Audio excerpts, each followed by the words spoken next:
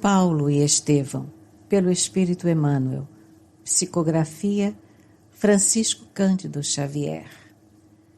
Segunda parte, capítulo 3, parte 5. E como se estivesse extrema dificuldade em acrescentar um pedido ao favor que aceitava, depois de longa pausa em que se lhe notava o esforço para falar, solicitou comovedoramente.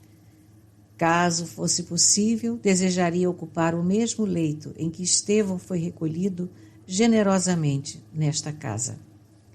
Barnabé e Pedro ficaram altamente emocionados. Todos haviam combinado não fazer alusão ao pregador massacrado sob apulpos e pedradas. Não queriam relembrar o passado perante o convertido de Damasco, ainda mesmo que sua atitude não fosse essencialmente sincera. Ouvindo-o, o antigo pescador de Cafarnaum chegou quase a chorar. Com extrema dedicação, satisfez-lhe o pedido, e assim foi ele conduzido ao interior, onde se acomodou entre lençóis muito alvos. Pedro fez mais. Compreendendo a profunda significação daquele desejo, trouxe ao convertido de Damasco os singelos pergaminhos que o mártir utilizava diariamente no estudo e meditação da lei, dos profetas e do Evangelho. Apesar da febre, Saulo regozijou-se, tomado de profunda comoção nas passagens prediletas dos pergaminhos sagrados, leu o nome de Abigail grafado diversas vezes. Ali estavam frases peculiares à dialética da noiva amada, datas que coincidiam perfeitamente com as suas revelações íntimas, quando ambos se entretinham a falar do passado no pomar de Zacarias. A palavra Corinto era repetida muitas vezes. Aqueles documentos pareciam ter uma voz. Falavam-lhe ao coração de um grande e santo amor fraternal. Ouvia-a em silêncio e guardou as conclusões avaramente. Não revelaria a ninguém suas íntimas dores. Bastavam aos outros os grandes erros da sua vida pública, os remorsos, as retificações, que, apesar de verificadas em campo aberto, raros amigos conseguiam compreender. Observando-lhe a atitude de constante meditação, Pedro desdobrou-se na tarefa de assistência fraternal. Eram as palavras amigas, os comentários acerca do poder de Jesus, os caldos suculentos, as frutas substanciosas, a palavra de bom ânimo. Por tudo isso, sensibilizava-se o doente sem saber como traduzir sua gratidão imperecível. Entretanto, notou que Tiago, filho de Alfeu, receoso talvez dos seus antecedentes, não se dignava a dirigir-lhe uma palavra. Arvorado em rígido cumpridor da lei de Moisés, dentro da Igreja do Caminho, era percebido de vez em quando pelo moço tarcense, qual sombra impassível a deslizar, balbuciando preces silenciosas entre os enfermos. A princípio, sentiu quanto lhe doía aquele desinteresse, mas logo considerou a necessidade de humilhar-se diante de todos. Nada fizera ainda que pudesse positivar suas novas convicções. Quando dominava no sinédrio, também não perdoava as adesões de última hora. Logo que entrou a convalescer, já plenamente identificado com a afeição de Pedro, pediu-lhe conselhos sobre os planos que tinha em mente, encarecendo a máxima franqueza para que pudesse enfrentar a situação, por mais duras que lhe fossem as circunstâncias. De minha parte, disse o apóstolo ponderadamente, não me parece razoável permaneceres em Jerusalém, por enquanto, neste período de renovação. Para falar com sinceridade, há que considerar teu novo estado da alma como a planta preciosa que começa a germinar. É necessário dar liberdade ao germe divino da fé. Na hipótese da tua permanência aqui, encontrarias diariamente, de um lado, os sacerdotes intransigentes em guerra contra o teu coração, e de outro, as pessoas incompreensíveis que falam nas extremas dificuldades do perdão, embora conheçam de sobra as lições do Mestre nesse sentido. Não deves ignorar que a perseguição aos simpatizantes do caminho deixou traços muito profundos na alma popular. Não raro aqui chegam pessoas mutiladas que amaldiçoam o movimento. Isso, para nós, Saulo, está num passado que jamais voltará. Contudo, essas criaturas não o poderão compreender assim, de pronto. Em Jerusalém estarias mal colocado. O germe de tuas novas convicções encontraria 1000 elementos hostis e talvez ficasses à mercê da exasperação. O rapaz ouviu as advertências, ralado de angústia, sem protestar. O apóstolo tinha razão. Em toda a cidade encontraria críticas soezes e destruidoras. Voltarei a Tarso, disse com humildade. É possível que meu velho pai compreenda a situação e ajude meus passos. Sei que Jesus abençoará meus esforços. Se é preciso recomeçar a existência, recomeçá-la-ei no lar de onde provim. Simão contemplou com ternura, admirado daquela transformação espiritual. Diariamente, ambos reatavam as palestras amistosas. O convertido de Damasco, inteligência fulgurante, revelava curiosidade insaciável a respeito da personalidade do Cristo, dos seus mínimos feitos e mais sutis ensinamentos. Outras vezes, solicitava ao ex-pescador todos os informes possíveis sobre Estevão, regozijando-se com as lembranças de Abigail, embora aguardasse avaramente os pormenores do seu romance da mocidade. Inteirou-se então dos pesados trabalhos do pregador do Evangelho quando no cativeiro, da sua dedicação a um patrício de nome Sérgio Paulo, da fuga em miserável estado de saúde no porto palestinense, do ingresso na Igreja do Caminho como indigente, das primeiras noções do Evangelho e consequente iluminação em Cristo Jesus. Encantava-se ouvindo as narrativas simples e amorosas de Pedro, que revelava sua veneração ao mártir, evitando melindrá-lo na sua condição de verdugo repeso. Logo que pôde levantar-se da cama, foi ouvir as pregações naquele mesmo recinto onde insultara o irmão de Abigail pela primeira vez. Os expositores do Evangelho eram mais frequentemente Pedro e Tiago. O primeiro falava com profunda prudência, embora se valesse de maravilhosas expressões simbólicas. O segundo, entretanto, parecia torturado pela influência judaizante. Tiago dava a impressão de reingresso na maioria dos ouvintes nos regulamentos farisaicos. Suas preleções fugiam ao padrão de liberdade e de amor em Jesus Cristo. Revelava-se encarcerado nas concepções estreitas do judaísmo dominante. Longos períodos de seus discursos referiam-se às carnes impuras, às obrigações para com a lei, aos imperativos da circuncisão. A Assembleia também parecia completamente modificada. A igreja assemelhava-se muito mais a uma sinagoga comum.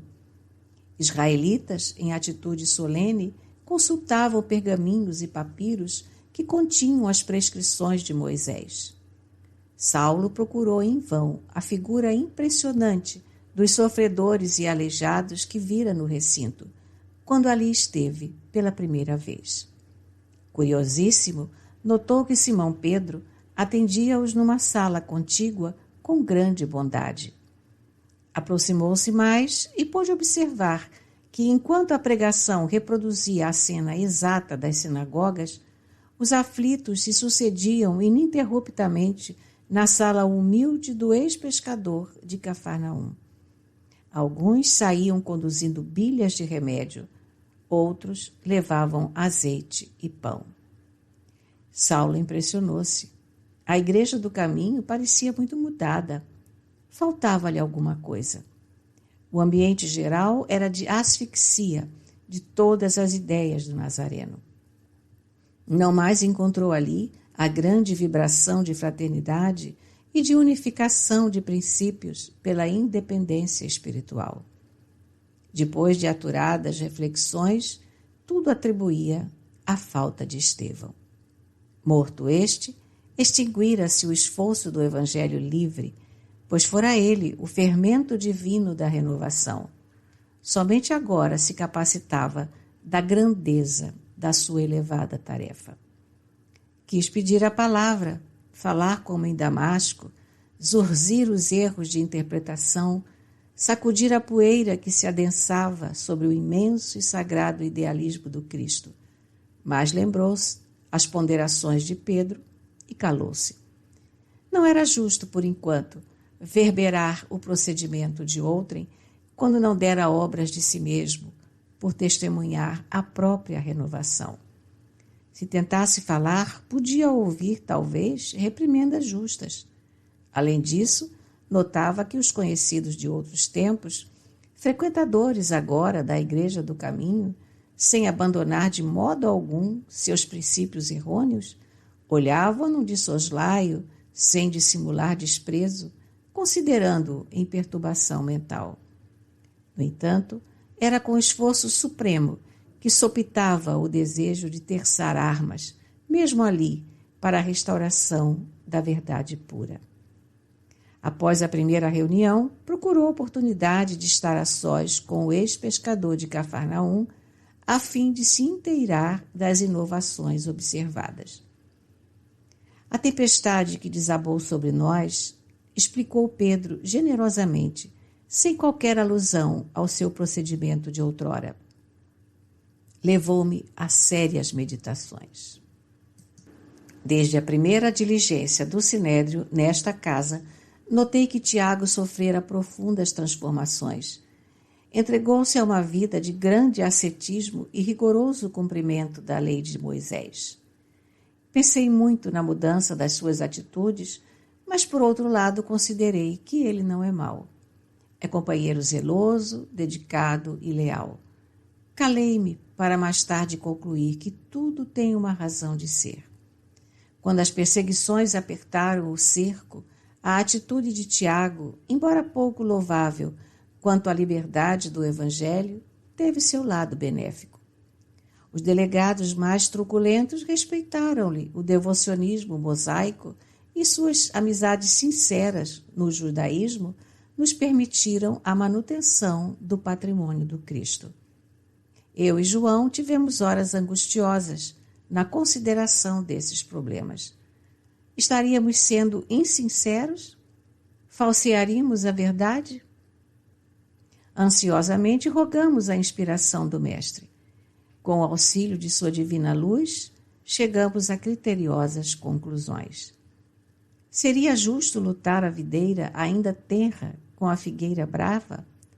Se fôssemos atender ao impulso pessoal de combater os inimigos da independência do Evangelho, esqueceríamos fatalmente a obra coletiva. Não é lícito que o timoneiro, por testemunhar a excelência de conhecimentos náuticos, atire o barco contra os rochedos, com prejuízo de vida para quantos confiaram no seu esforço. Consideramos assim que as dificuldades eram muitas e precisávamos, enquanto mínima fosse, a nossa possibilidade de ação, conservar a árvore do Evangelho ainda tenra para aqueles que viessem depois de nós. Além do mais, Jesus ensinou que só conseguimos elevados objetivos neste mundo cedendo alguma coisa de nós mesmos. Por intermédio de Tiago, o farisaísmo acede em caminhar conosco. Pois bem, consoante os ensinamentos do Mestre, caminharemos as milhas possíveis. E julgo mesmo que, se Jesus assim nos ensinou, é porque na marcha temos a oportunidade de ensinar alguma coisa e revelar quem somos. Enquanto Saulo contemplava com redobrada admiração pelos judiciosos conceitos emitidos, o apóstolo rematava. Isso passa. A obra é de Cristo. Se fosse nossa, falharia, por certo, mas nós não passamos de simples e imperfeitos cooperadores. Saulo guardou a lição e recolheu-se pensativo. Pedro parecia-lhe muito maior agora, no seu foro íntimo. Aquela serenidade, aquele poder de compreensão dos fatos mínimos, davam-lhe ideia da sua profunda iluminação espiritual. De saúde refeita, antes de qualquer deliberação sobre o novo caminho a tomar, o moço tarcense desejou rever Jerusalém, no impulso natural de afeição aos lugares que lhe sugeriam tantas lembranças cariciosas. Visitou o templo, experimentando o contraste das emoções. Não se animou a penetrar no sinédrio, mas procurou ansioso a sinagoga dos cilicianos, onde presumia reencontrar as amizades nobres e afáveis de outros tempos. Entretanto, mesmo ali onde se reuniam os conterrâneos residentes em Jerusalém, foi recebido muito friamente. Ninguém o convidou ao labor da palavra, apenas alguns conhecidos de sua família apertaram-lhe a mão secamente, evitando-lhe a companhia de modo ostensivo. Os mais irônicos, terminados os serviços religiosos, dirigiram-lhe perguntas com sorrisos escarninhos. Sua conversão às portas de Damasco era glosada com ditérios acerados e deprimentes. Não seria algum sortilégio dos feiticeiros do caminho? Diziam uns. Não seria Demétrio que se vestira de Cristo e lhe deslumbrara os olhos doentes e fatigados? Interrogavam outros. Percebeu as ironias de que estava sendo objeto, tratavam-no como demente. Foi aí que, sem sopitar a impulsividade do coração honesto, subiu ousadamente no estrado e falou com orgulho. Irmãos da Cilícia, estáis enganados. Não estou louco. Não buscais arguir-me, porque eu vos conheço e sei medir a hipocrisia farisaica.